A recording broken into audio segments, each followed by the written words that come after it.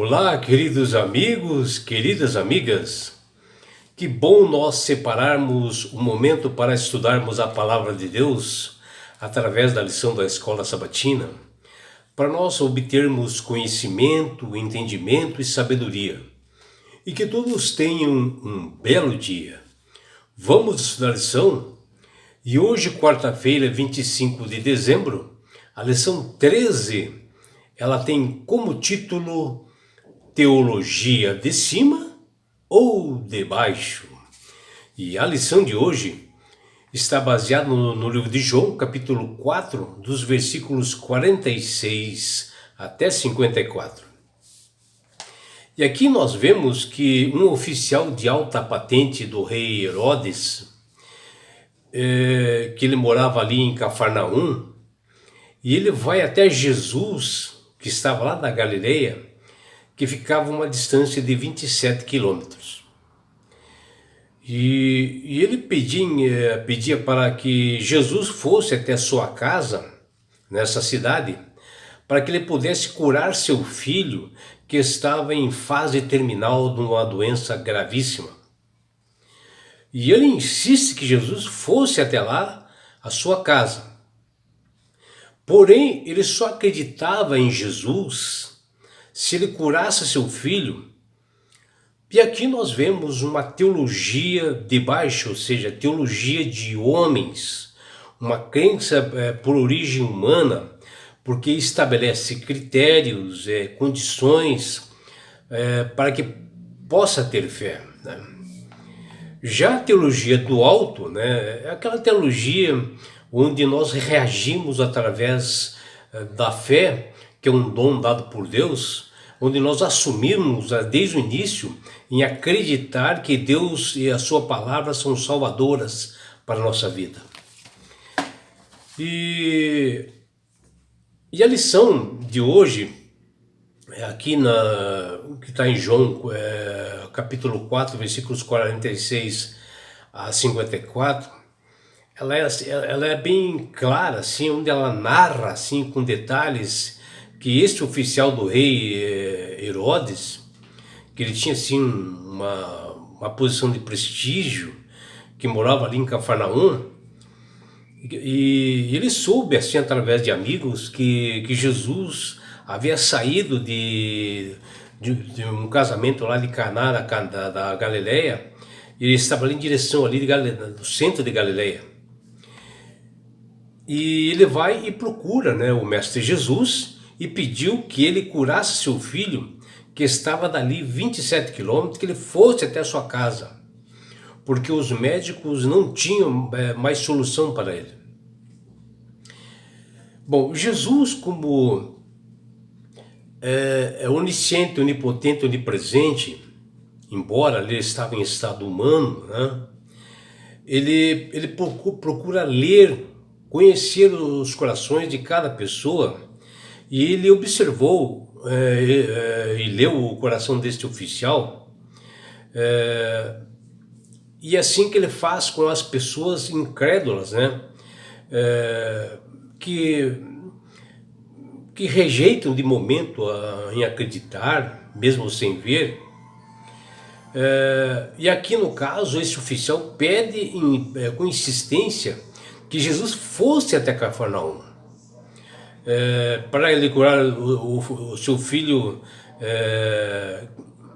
que estava lá em Cafarnaum, mas só ele acreditaria se realmente Jesus fosse até lá. E Jesus leu realmente essa intenção do coração desse oficial, e Jesus diz para ele, já desenhou bem assim o oficial, e diz, se não virdes sinais miraculosos e prodígios, de modo nenhum crereis.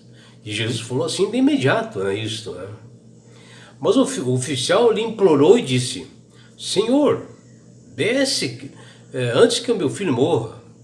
Jesus então respondeu para ele, vai, teu filho vive, que está lá em João capítulo 4, versículo 48 até 50. E acontece realmente que esse oficial do Herodes, ele foi até a sua casa, e quando chegando próxima da sua casa, né, onde estava seu filho, eis que veio um servo que ao encontro dele e disse para ele que seu filho estava curado, que ele revive. Ele se alegrou e perguntou: mas que horas que aconteceu isto? E o seu servo mencionou a hora que foi. E ele observou que foi justamente no momento e na hora em que Jesus disse: vai, teu filho vive. Vejam até detalhes esse oficial obteve para poder crer em Jesus.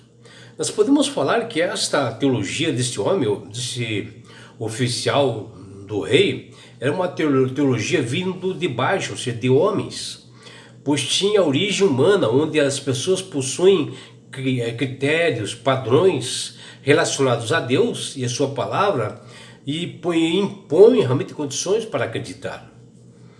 E assim, quando ocorre isto, é aí que mora realmente o perigo. Porque essas ideias do ser humano, assim, que hoje é muito globalizada, né?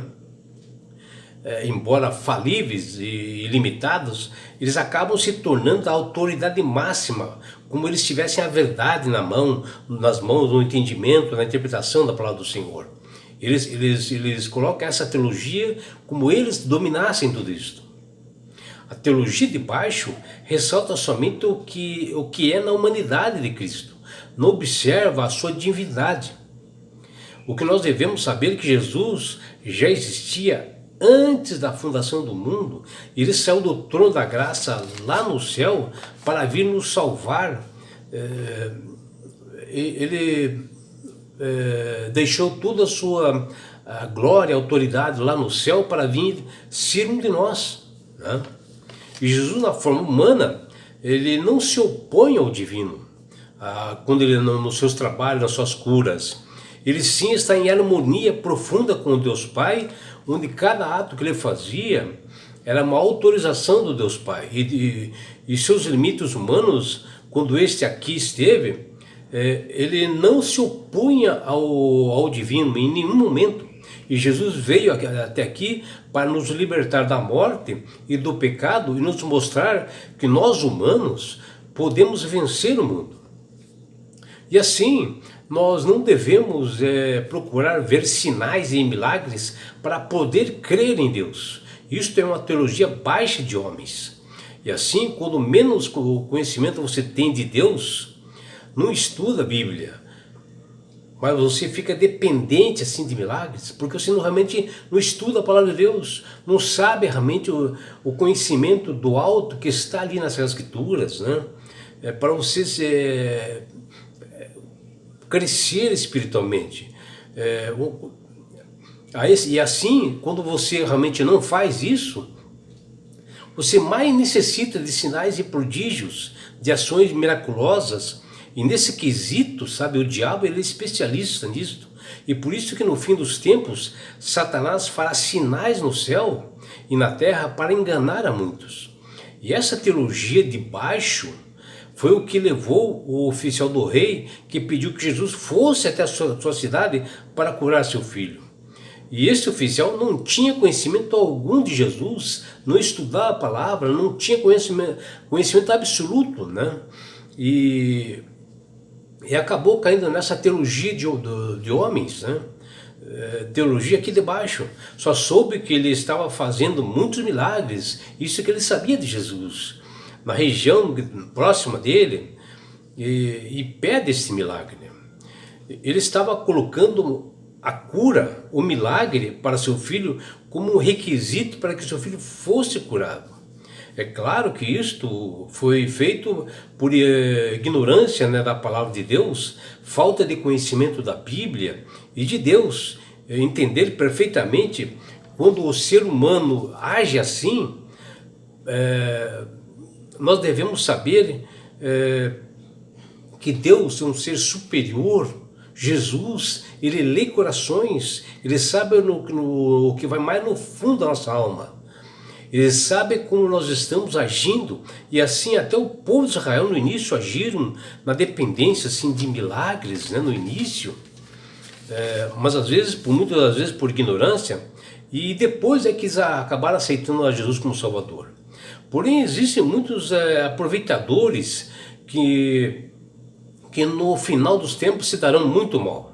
Jesus, quando começou seu ministério na terra, eram multidões que o acompanhavam pelos milagres que eu fazia, porque eles não passavam fome, eles bebiam, comiam com fartura, eles seguiam Jesus a todos os momentos, em todos os lugares, e foram os primeiros a exigirem a morte de Jesus.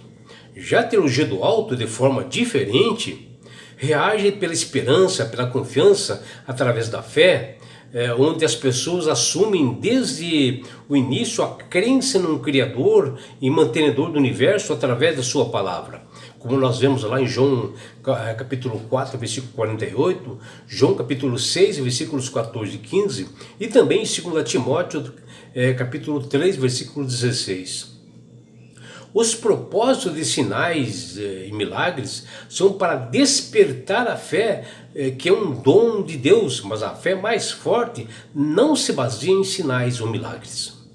Quando as pessoas aceitam a Bíblia como a palavra de Deus, quando acreditam, né, pela fé, um dom que Deus nos dá, ela se interpreta sozinha, as Escrituras, pela ação do Espírito Santo, que nos dá sabedoria que vem lá do alto, né? Nossa bússola, nosso guia, para nós podermos compreender e interpretar as Escrituras, deve ser sempre a visão bíblica do mundo, né? Em vez de ser filosofia humanas. E assim o ponto de vista humano deve se submeter a palavra de Deus, né, que é a verdade, e ela é a única verdade, não existe outra, né, porque Deus inspirou realmente profetas, pessoas que escreveram as Escrituras, e nunca o contrário, né? Os judeus, eles não acreditavam em Jesus, porém acreditavam em Moisés, né? No caso os líderes, né, judeus, eles acreditavam mais em Moisés, que eles consideravam Moisés muito maior do que Jesus, e para eles Moisés era a única esperança. Mas como assim, se o próprio Moisés, né, que escreveu livros, o Pentateuco, apontava Jesus como Salvador e Senhor e Messias? E ainda ele, Moisés, apresenta as promessas que são marcadas para Adão, que está lá em Gênesis 3,15, escrito realmente por Moisés. Mas como as pessoas como Moisés escreveu o Pentateuco, que eles não acreditaram, é realmente uma pergunta às vezes até sem resposta. Você observou, né, que a teologia de baixo, do homens, os judeus aplicaram aqui justamente nessa passagem bíblica, que eles acreditavam mais em Moisés do que Jesus? Se desejamos crer em Jesus e no que ele disse, nós devemos crer em suas palavras que estão nas Sagradas Escrituras, que está lá em João capítulo 5, versículos 46 até 47. E que ele inspirou homens retos, homens consagrados, a escrever a Bíblia. E assim Jesus diz: se vocês permanecerem na minha palavra, são verdadeiramente meus discípulos, que está lá em João 8,31. E se nós duvidarmos de sua palavra, ele não permanecerá em nós, que está lá em João 5,38. Jesus diz que quem me vê a mim, vê aquele que me enviou, que está lá em João 12,45. Ou seja, quem enviou a Jesus foi o Deus Pai, né? E ainda diz: se alguém ouvir as minhas palavras e não as guarda, eu não o julgo, porque eu não vim para julgar o mundo, e sim para salvá-lo, que está lá em João 12,47. E Jesus diz isto quando ele realmente estava entre nós, na forma humana. Ele disse que ele não veio julgar. Porém hoje, depois dele ressuscitar e ascender aos céus, ele está no tabernáculo celestial, e ele verá com todas as honras, como juiz, nos julgar para cada um, dar o galardão, aquilo que nós escolhemos. Você escolheu perdição ou salvação? Você receberá conforme a segunda vinda de Jesus, e que ele como juiz fará isto. E hoje Jesus, ele é um sumo sacerdote lá no céu, intercedendo por todos nós, e eu do advogado, ainda nós temos a chance de estarmos nas mansões celestiais na segunda vinda de Jesus.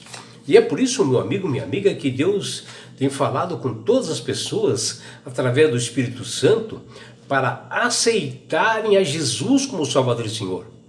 Porque quando você aceita verdadeiramente a Jesus como Salvador e Senhor da sua vida, quando você obedece a seus estatutos e mandamentos, você tem sabedoria.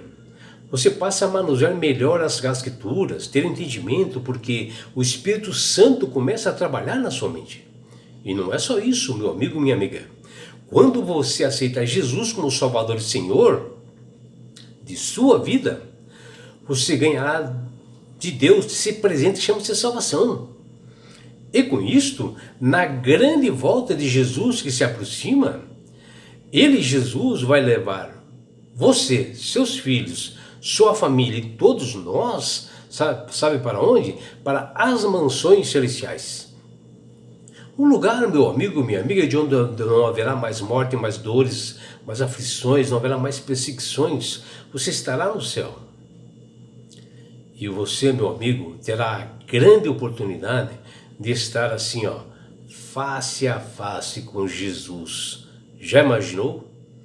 E sabe por que Deus quer fazer isto com você, minha amiga? Com você, meu amigo, porque Jesus te ama.